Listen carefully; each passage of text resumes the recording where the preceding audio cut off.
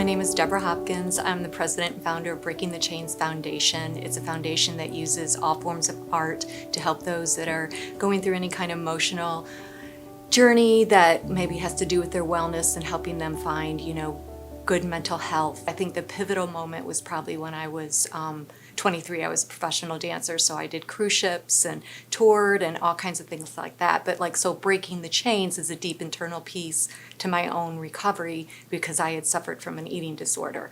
And I think that my eating disorder was at its pinnacle high on the ship. Nobody knew. I was the person everybody leaned on. I was the person that had it all together. I knew I needed to change. I didn't want this in my life anymore. I had suffered enough trauma. I had suffered, the disease itself. It was taking a hold of me. And I also saw other people around me because eating disorders are very prevalent in the dance world as well as the athletic world. Just going, that's not what I want. I don't want this. And the word breaking the chains just kept ringing in my head. And it just so happened that these two couples came through the hallway. And they were hoopling and hollering, and they had just won this big dance contest, and they were all dressed up in Mardi Gras and all this kind of stuff. And they were like, "Hey, honey, come join us." And I'm like, "Oh, I can't, oh, that's too bad." And I'm like, "Yeah." And moments before that, I had gotten down on my knees and prayed. And I said, "Lord, I can't have this in my life anymore. Please send me a sign or help or something." And these people came by, right? So a few months later, didn't think anything of it. I did, but not of that night. And I had given up everything, right? And a few months later, I had moved to Los Angeles, and I had met this guy, and he had a Sovereign of the Seas cruise ship t-shirt on, which was the ship I just got off. And it's the inaugural cruise. Nobody really knew much about it. It was the biggest cruise ship at the time.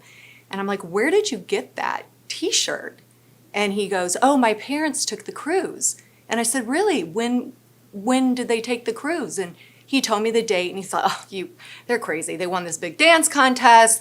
And mind you, my husband's from Biloxi. He moved to Los Angeles. I'm from Michigan. I moved to Los Angeles. And I just looked at him and I went, "Oh, wow, I met your parents." And that man became my husband, and that man is the first person I ever told about my eating disorder. And I knew from that time on, when I told him, he was like, "That doesn't define you at all."